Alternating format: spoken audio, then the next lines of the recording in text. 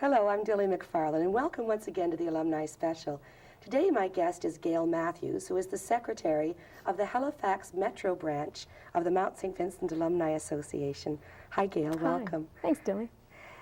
Gail, I wanted to talk to you about a number of different things together. I know that you're a very busy lady, that your involvement with the Mount St. Vincent Alumnae Association is one of your many involvements in the community and the business world.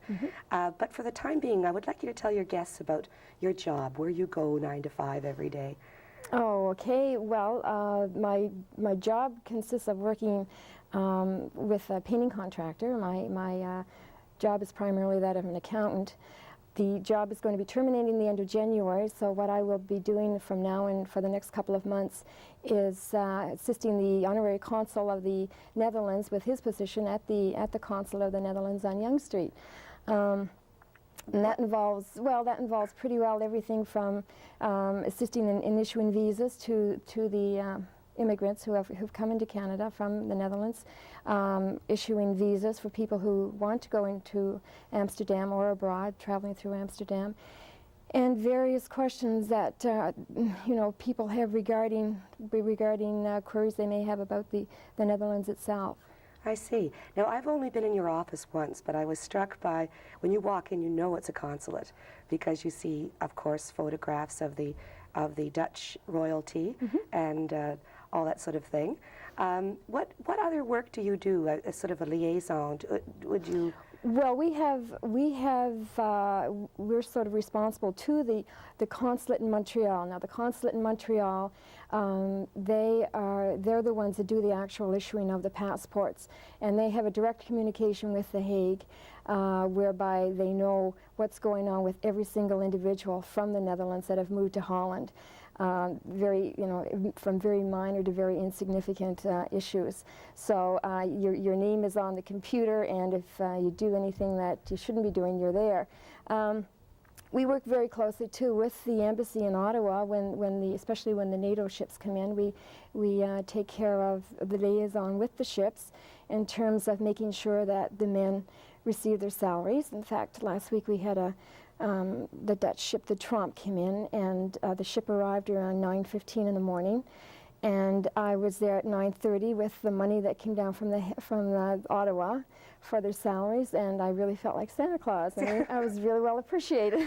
And within half an hour, they were all up in the streets of Barrington spending all their money. Oh, that's marvelous. So, the mail coming through from The Hague goes to the embassy, and then from the embassy it comes down to our office, and we notify the embassy that the diplomatic mail has been received, and then we're responsible for getting it down to the supply officer on duty, and he distributes the mail accordingly. I see. Are you responsible for organizing any social functions in connection with something like, for instance, the NATO visit? Not really. It's really how that is handled is usually through the protocol office of DND. If we wanted to have anything, if we wanted to have a reception, then that would be totally removed from the NATO fleets themselves. But once in a while, we feel inclined to have a little reception or something just for the Dutch individuals so that they get to know each other. Unfortunately, to date, we haven't done that, but our intentions are to do so in the near future. Oh, that's great. Have you been to the Netherlands? Oh, yes, I've been to the Netherlands quite Really? They say it's beautiful. It's beautiful. When the ship was in last week, they were complaining about the temperatures and the snow here in Halifax, so I just told them that they were also having sub-degree temperatures, but the weather was quite hectic last week for them, and they didn't appreciate it at all. Well, Gail, I know that you have other activities that take up a good deal of your time. I'm aware of what you do with the Alumnae Association here for Mount St. Vincent, but I understand too that you're quite active within the PC Women's Caucus. How long have you been working with the Progressive Conservative Party? Well, I've been working with the Progressive Conservative Party now for approximately three and a half years. I'm the second vice president of the PC Women's Federal Caucus, and I'm also a member of the Halifax Cornwallis constituency. So, as you can well imagine, we've been working very hard and very diligently, knowing that there's probably an upcoming election in the next year and a half to 2 years. So we're doing everything to reestablish our goodwill. Now, Gail, I don't know if you've ever met anyone like me before, but I am probably the most apolitical person you have ever met. I have no idea what a member of the PC Women's Caucus might do. What do you do as a member, especially as an executive member? What are your responsibilities? Well, what the PC caucus does have, which I find extremely interesting, is we do have a policy committee, and we do have a lobbying committee.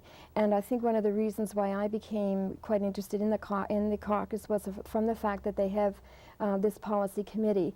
Now, what we do is we sort of request any type of feedback from the members within the caucus to find out what they would like to see in terms of new issues, or if they would like to see the federal government, sort of expand on some of their policies regarding certain issues, whether it be child care or whether it be welfare or whatever. And how does that relate to what political candidates refer to in their political platforms when they're running for election? How does the candidate stand reflect your policy? Do they come to the caucus for advice on issues and how to deal with well, to be quite honest, to date, now, in a lot of cases, some of the political candidates are members of the caucus, and the caucus does support any female that would like to run for candidacy within the PC party, obviously. But the way the policy committee would work is we would come up with some type of policy formulation. We would send that to Ottawa, and their policy advisor on that particular issue would review it. And if nothing has been done and they see that there is potential or there is concern, then what they would do is they would take it to the proper minister or department that's sort of taking care of that particular. Takes it from the grassroots level up to a point where something can be done about it. For instance, last year our main issue was lock-key children and what's being done for them and this type of thing. And one of the concerns this year is on illiteracy. Illiteracy, well, I'm sure that you would be well aware of, is quite prevalent within the area. Gail, can you tell me if there are going to be more women representing the Progressive Conservative Party in the next election? Do you think that's a priority that they get? Oh, definitely a priority, because from the fact that some of our funding or some of the funds that we do acquire, we have set up a fund just for that particular event, in case that there is a woman that does want to go out and run for candidacy in the next upcoming election, which would be the federal, because it is a federal caucus,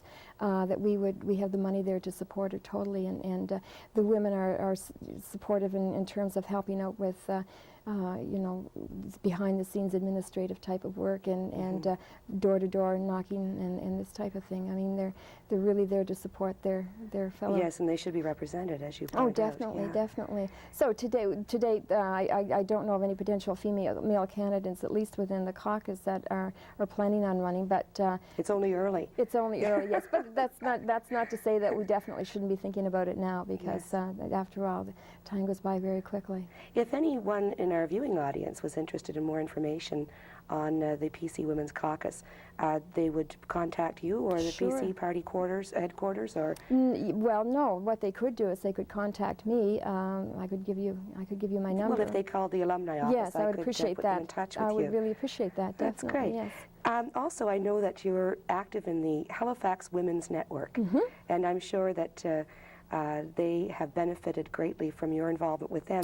Can you give me an example, Gail, of how you have benefited from your association with a group like the Women's Network?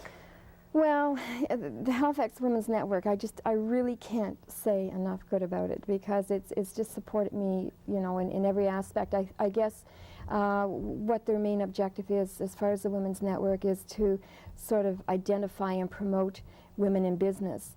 And it's given me the self-confidence to sort of, say to myself, yes, you can go out into the business world on your own and run a business efficiently and as efficiently as anybody else can. And I think it's women really helping women.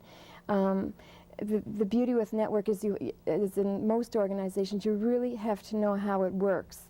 What I mean by that, I think I was just talking to you earlier about that.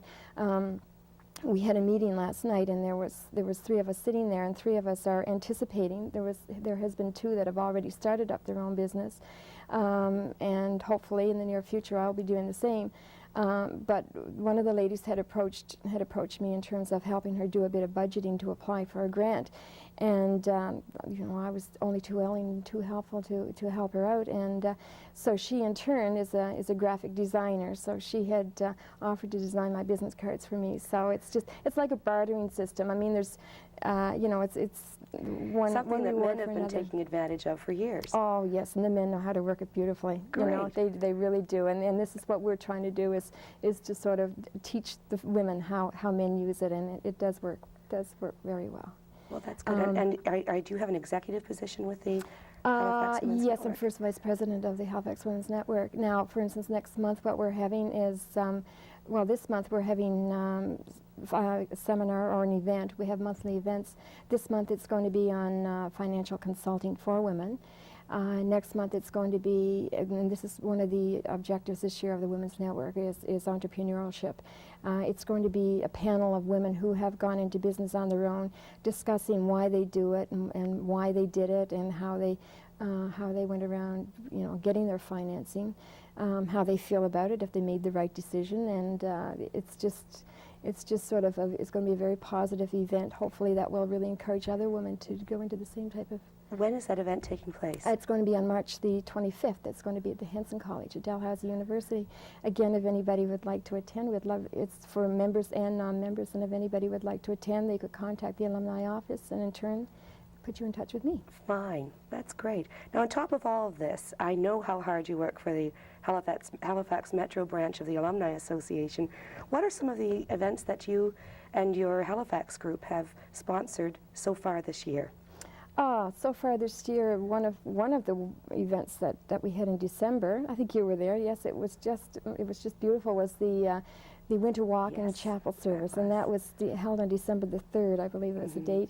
And we walked around the beautiful campus of Mount St. Vincent, and we went through all the stations of the cross, and it was just a magnificent day. It almost made you feel as though you were right in Jerusalem. And then we came back to the chapel and had some hot chocolate and cookies, I believe, that were prepared by the chef Rene.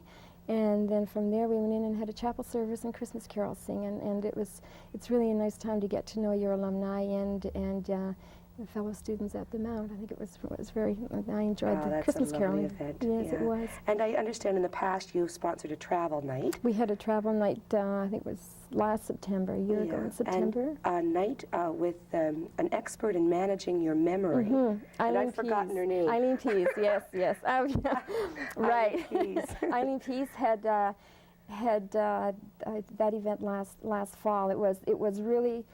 It was very interesting. I think that being the type of program that she taught us how to use the techniques in managing your memory, and if you did use the techniques, you could really improve your memory. And a gallery walk. The gallery walk. Tour of the Halifax art galleries. Yes, and well attended. Yes, and all the proprietors were there discussing all the different arts and explaining the different types of arts that were involved in wine and cheese, and it was lovely. Very Those are great events, Gail. Very nice. And I hope that the Halifax alumni are taking advantage of this. Before we close the show, can you tell me briefly about two things? First of all, I understand that you are forming an investment club with some of your female colleagues. Could you tell us a little bit about that? We have a few minutes left. Okay. Our investment club is called the Floriette Investment Club, and if you're a student of Latin, that means let it flourish. To date, we haven't, but it's made up, really, I would say, probably about 50% of the membership are graduates of the Mount. Most of us are business graduates. We felt that there was a real need, and I guess because of the socioeconomic situation of today, that women were out working on their own. They had more money to invest, and they really had to invest in making the decisions on their own. So we felt that women should be more qualified to go out into the market and know how to invest their money. The two objectives, number one, was from an educational point of view. In other words, to teach the student, to teach the members how to invest, and number two, for monetary gain. Gail, that sounds very exciting. I don't know how you manage your time. Perhaps you can conduct a small seminar on how to fit all of this in one short week. Oh, thank you. And one short year. Well, I sometimes wonder how all the other ladies can do it too, so I feel the same about you. Well, before I thank you, say goodbye to you, I want to thank you for coming and taking the time to talk to us today about your activities in the community, within your political activities, and within the alumni. Gail, good luck to you in your new business. Thank you very much. Perhaps I'll have you back in a year and you can tell me how well you're doing. Love to come. Thanks a lot. And from me, I'll say goodbye for now from Dilly MacFarlane and the Alumni Special.